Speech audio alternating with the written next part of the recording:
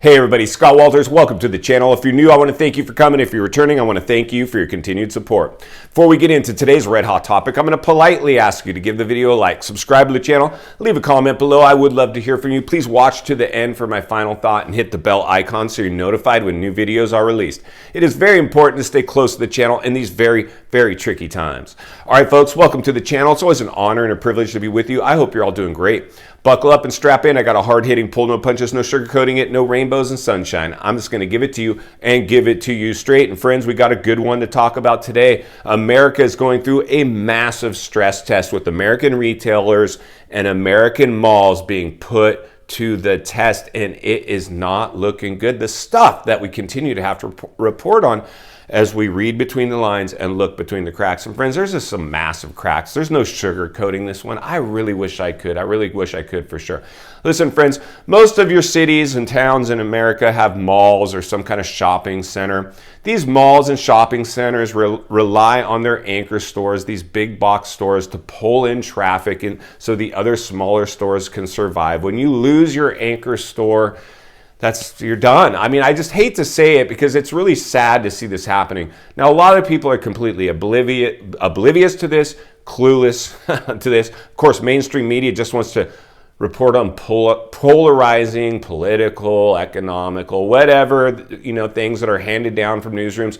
This is boots on the ground temperature checking. We have to acknowledge the elephant in the room. We're losing American retailers. And we're going to take a look today at a couple malls here in my backyard. I know a lot of you are like, hey, I really enjoyed seeing when you took your camera out into your town. And so we're going to do that again for you today. Because I love you guys, if you're new, please subscribe right away. There has never been a more important time to get ahead of the curve, forward thinking, critical thinking, centered and surrounded with like-minded people. I'm going to cut through the chatter and give it to you guys and give it to you straight, because raising awareness is ultimately what's going on. And listen, like I always talk about, this is the real estate channel, but this is much bigger than real estate. So today we're going to take the camera out. I'm just going to show you a couple of these malls. They both had Macy's stores, both malls in our city. And this is the playground for the rich and famous. Southern California euphoria. I've talked to movie stars on these and celebrities in these malls. I've ran across them. I've spotted them. I've seen them. This is the last mall, in my opinion, that should be having problems. I mean, this is a very euphoric city full of wealth. Like I've always said, these types of cities, they might be recession insulated, but they're not recession proof. They will fill it. And I know many of you are seeing the exact same things I'm potentially about to show you, but these are very beautiful malls. One's a little older, maybe built in the 60s or 70s. Another one built maybe in the 70s or 80s. They're about 10, 20 years apart. But they both had Macy's as their anchor stores, and all the surrounding smaller shops and agents that lease these shops rely on anchor stores to bring in the traffic so they can sell lease spaces to these other places. So if you lose your anchor store, you're done. And both of these had Macy's as their anchor stores, and one that we're going to look at, the first one that I'm going to roll, still is open for business, but they're basically not getting any traffic. Like they have to probably, if my guess, not paying rent. The second mall, which is a very expensive, high-end, nice-looking mall, beautiful, that Macy's is gone. It's empty. So let's go ahead and roll this footage, take a look at it, and then we'll meet back here and wrap this one up. All right, friends, let's get started. As you can see here, this is a Macy's parking lot, a huge, huge building right here in a beautiful Southern California city. We can see that the parking lot is completely empty with exception of a few people living in their cars and RVs. As you can see, nobody is maintaining this lot. It is definitely falling apart. And this is a beautiful multi-million-dollar building just sitting there, virtually hanging on by a thread on a high visibility corner. As you can see, busy street, lots of visibility. Should be a lot of shoppers, but there is just not. This hotel across the street is actually on life support as well. We can see a dumpster out there where a restaurant failed to make it work. And here we go with our second mall, a newer mall, a beautiful mall. It's sunset on a weekend, beautiful evening. This is the Macy's anchor store of this mall, completely shut down, empty and out of business. But let's keep walking through this mall. It is beautiful. We're walking past yet another vacancy. This is the high rent district. Of course, you have to have customers in order to do anything here. My guess is anybody that's open for business has some sort of performance or prorated rent agreement. Probably a lot of renegotiation of rents, as it's virtually impossible to pay rents if you have no customers. Again, here is another massive store. I believe this was a Rite Aid or a Walgreens that was here for many, many years, had to pull the plug. They are gone. Let's keep walking. I will say this is a beautiful mall, a beautiful warm summer evening, just an absolutely gorgeous evening.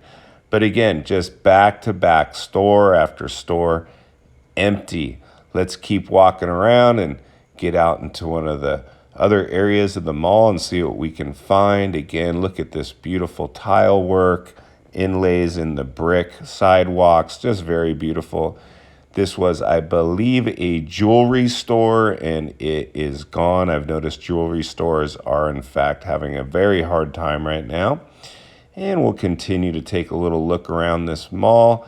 It is pretty quiet, friends. Like I said, this is an early weekend evening. Normally, these malls would be packed. I don't even know what to say right now. I'm almost at a loss for words. Again, the only places that seem to be doing halfway decent is maybe restaurants, but even the restaurants are closing so early now in these malls and just all around town. The other day I went to get something to eat and they told me, sorry, we are only doing to-go orders at this time. And that is what we got going on. There you go, just a sneak peek of what's going on with our malls in America. This is not a good look. Listen, friends, I mean, I don't care what the government wants to tell us. This isn't a recession. This looks a lot like a recession to me. And the challenging part about this one, retailers were already in trouble pre-pandemic, but the pandemic was pretty much a nail in the coffin. Now we've reopened with supposedly strong job numbers, with the most euphoric economy ever artificially produced, with injections of money, doubling the amount of money in circulation, but it didn't find its way into the malls. It found its way into the investment markets. Greed took over these markets, cryptos, stocks, and real estate. All the majority of stimulus found its way there, other than maybe some other big box retailers that benefited from the lockdown, polarizing euphoria of a crisis. Whether it's Costco to go spend, stimulus on new TVs, or Home Depot because you FOMO'd into a house and now you're, all polarized with your house, tied to your house, trying to renovate it. I've always said this is not a good idea, and we're seeing the blowback since the beginning. And congratulations to anybody that's stuck with the channel. I know it wasn't easy. It hasn't been easy. This has been a stress test on many levels, not only for the economy, personally, professionally, spiritually, physically, mentally, you name it. This has been a stress test for all of us. And I've been challenged just as much as most of you. I think that's why we continue to resonate with each other, because we cut through the chatter and give it to each other and give it to each other straight. We know this is a very, very, very challenging time. Some of us have woken up to this realization. Some of us haven't. In the last bubble, I was one of the ones that hadn't. It took living through the last bubble crash, financial crisis, to understand that this one has that potential again. But the scary part about this one, and I don't want to scare anybody, but the realities are this one is potentially much worse. This is a bigger bubble that's going to provide bigger blowback, and we are at the front end of it. So my advice always, and final thoughts, as I come to you as a friend, as a content creator, as a real estate professional, somebody wants to see you not only win in real estate, win in life, understanding that the biggest bubble in world history, artificially produced through government market manipulation, might not be able to sustain itself. We are seeing what's going on with our malls, with our stores, with the markets teetering on a razor's edge. Everything is really wobbly. And I just want to remind you of one thing before I go today. In the last bubble, you can pull up news articles trying to minimize what's going on exactly the way what's going on today is being minimized. I think it's very important to be balanced, not too far on the right, not too far on the left. Try to be somewhere in the middle. I would say hope for the best, prepare for the worst. Then hopefully you'll come out somewhere in the middle. Failing to plan is planning to fail. Just having a plan. Like I always say, save your cash for the crash, save it for a rainy day, save it for whatever you need to save it for. Just always be forward thinking, critical thinking, so when things unfold, you're less blindsided by it or paralyzed by fear. That ultimately will be the one that carries you through to the end. If you appreciate the content, I do want to humbly ask you to give the video a like, subscribe to the channel, leave a comment below. I would love to hear from you. Social media links are in the description of this video if you'd like to contact me there, along with links to channels I've appeared on I think you might enjoy. If you're interested in buying or selling real estate here in America, there's an email in the description for you as well. I have a network of top-rated agents in the world ready to assist you. If you're watching from your television set today and you enjoyed this video, another video should be coming into your screen at this time I think you would enjoy. Also, take a look at the affiliate links of companies that sponsor this channel in the description as well. And as always, thank you for your time. Please go make it count today. I will see you on the next video.